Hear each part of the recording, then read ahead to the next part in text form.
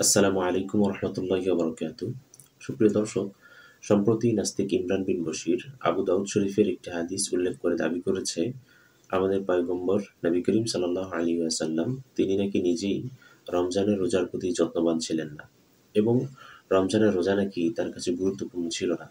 চলুন আমরা নাস্তিক ইমরান বিন বশিরের দাবি করা সেই ভিডিওটির চুম্বক অংশ দেখে নিই, যেখানে সে দাবি করেছে নবী করিম সাল্লাল্লাহু আলাইহি ওয়াসাল্লাম রমজানের রোজাকে গুরুত্ব দিতেন না।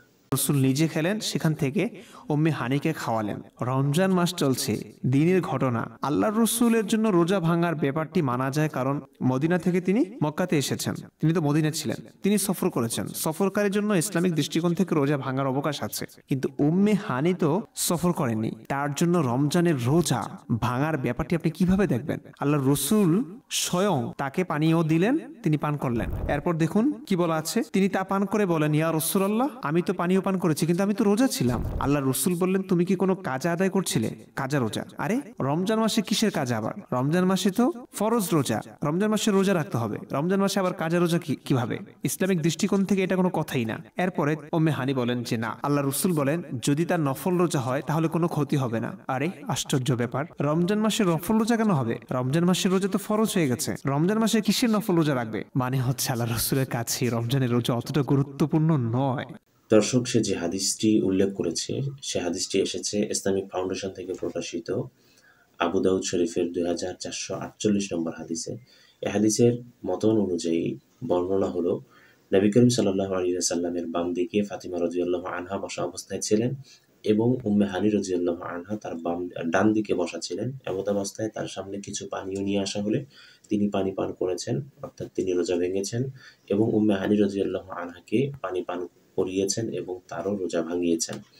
নাস্তিকদের এই দাবিটা, এই যে মতনের আলোকে তারা যে দাবি করে যে নবী করিম সাল্লাল্লাহু আলাইহি ওয়াসাল্লাম তিনি মদিনা থেকে মক্কা পর্যন্ত এসেছেন সফর করে ক্লান্তি নিয়ে, এ কারণে তার রোজা ভাঙা না হয় জায়েজ আছে, কিন্তু উম্মে হানি রাদিয়াল্লাহু আনহাকে তিনি যে পানি পান করিয়েছেন তার রোজা ভাঙিয়েছেন, এটার কোনো সুরত নেই, এটা জায়েজ হওয়ার কোনো অবকাশ নেই। কারণ উম্মে হানি রাদিয়াল্লাহু আনহা তিনি তো মুকিম অবস্থায় ছিলেন, তিনি মুসাফির ছিলেন না, তিনি মক্কাতে অবস্থান করছিলেন। সুতরাং কোনো ক্রমেই তিনি রোজা ভাঙবেন বা তার রোজা ভাঙানো যাবে এটার কোনো সুযোগ নেই। নাস্তিকদের এই দাবিটা, এটা ঠিক আছে, কিন্তু তাদের এই দাবির পিছনে কিছু চতুরতা আছে। চলুন ইমরান বিন বশির যে হাদিসটি উল্লেখ করেছে সেই উল্লেখিত হাদিসটি সম্পর্কে আমরা কিছুটা জেনে আসি এবং এই হাদিসটি সম্পর্কে আমরা ঘাটাঘাটি করে আসি। দর্শক, এই হাদিসের রাবি আছে মোট ৫ জন।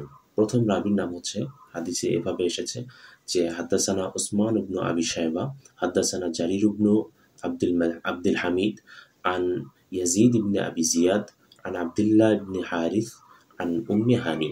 অর্থাৎ এখানে ৫ জন রাবি আছেন। তার মধ্যে প্রথম রাবি হলেন উসমান বিন আবি শাইবা, দ্বিতীয় রাবি হলেন জারির বিন আব্দুল হামিদ, এবং তৃতীয় যে রাবি আছেন ৩ নম্বর রাবি তিনি হলেন ইয়াজিদ বিন আবি জিয়াদ, ৪ নম্বর রাবির নাম হলো আব্দুল্লাহ বিন আল হারিস এবং পঞ্চম যে রাবি তিনি হলেন উম্মে হানি রাদিয়াল্লাহু আনহা।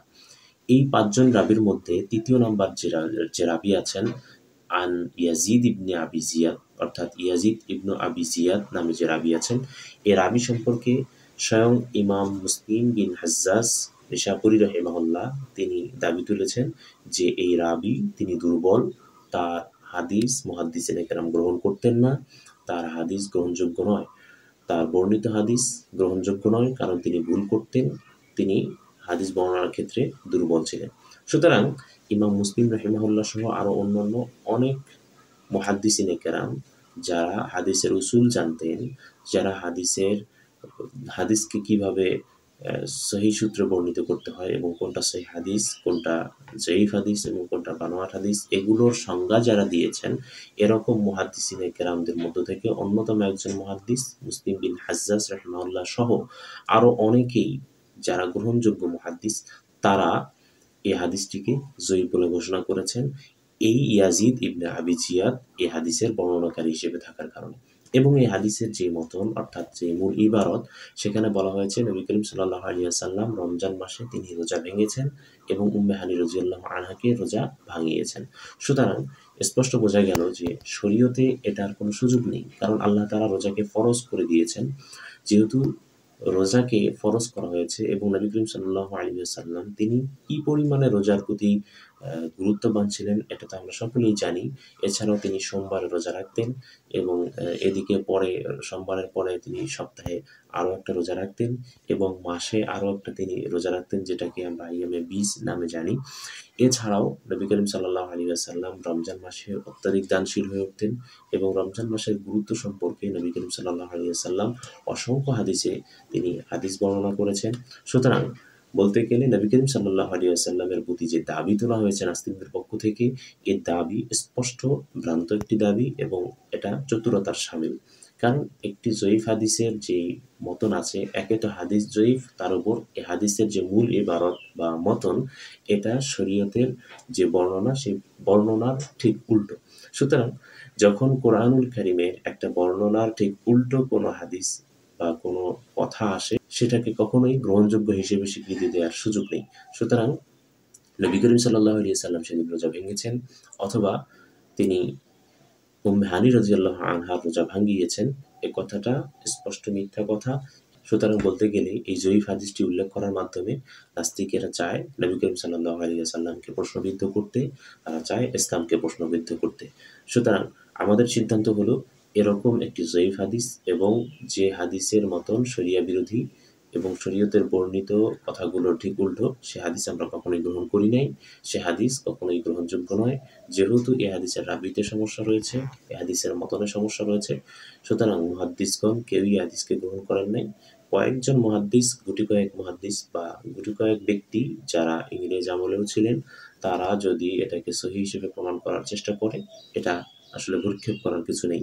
কারণ যারা হাদিস শাস্ত্রের মূলে ছিলেন এবং শুরুর দিকে ছিলেন এবং হাদিস সংগ্রহের দিক থেকে যারা সবচেয়ে বেশি যত্নবান ছিলেন, তারাই এই হাদিসটিকে জয়ীফ হাদিস বলে ঘোষণা দিয়েছেন।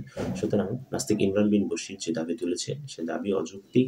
শুধু না নাস্তিক ইমরান বিন বশির নয়, নাস্তিক ইমরান বিন বশির সহ যত নাস্তিকই এ দাবি তুলুক না কেন, সে দাবি স্পষ্ট অযৌক্তিক, সে দাবি কখনোই গ্রহণযোগ্য নয়।